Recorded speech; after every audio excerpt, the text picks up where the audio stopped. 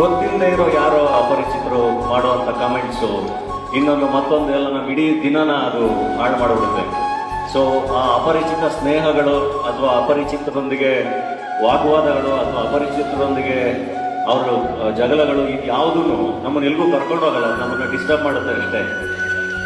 ನಿಮಗೆ ತುಂಬ ಈಸಿ ಅಲ್ಲ, ನಿಮ್ಮ ವಾಟ್ಸಪ್ಪಲ್ಲಿ, ನಿಮ್ಮ ಸ್ನ್ಯಾಪ್ಚಾಟಲ್ಲಿ, ನಿಮ್ಮ FB ಎಲ್ಲ ಒಂದು ನೀಟಾಗಿ ಒಂದು ಹಾರ್ಟ್ ಸಿಂಬಲ್ ಕಳಿಸ್ತಿದ್ದಂಗೆ ಅಯ್ಯೋ ಇವ್ರು ನಮ್ಗೆ ಎಷ್ಟು ಇಷ್ಟಪಡ್ತಿದ್ದಾರೆ, ಅಥವಾ ಕಣ್ಣೀರು ಸಿಂಬಲ್ ಕಳಿಸ್ತಿದ್ದಂಗೆ ಅಯ್ಯೋ ನನಗೋಸ್ಕರ ಎಮೋಷನಲ್ ಆಗ್ಬಿಟ್ಟಿದ್ದಾರೆ. ದೇವರಾಣೆ ಇಲ್ಲ, ಅವೆಲ್ಲವೂ ಸುಮ್ಮನೆ ಎಮೋಜಿಗಳು ಚೆನ್ನಾಗಿ ಕಾಣ್ತಾವಲ್ಲ, ಅದಕ್ಕೆ ಅನಿಸ್ತಾ ಇರುತ್ತೆ.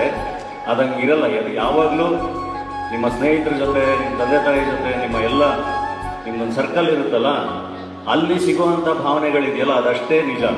ಸೊ ಆದಷ್ಟು ಸೋಷಿಯಲ್ ಮೀಡಿಯಾನ ಎಷ್ಟು ಬೇಕು ಅಷ್ಟು ಮಾತ್ರ ಬಳಸಿ.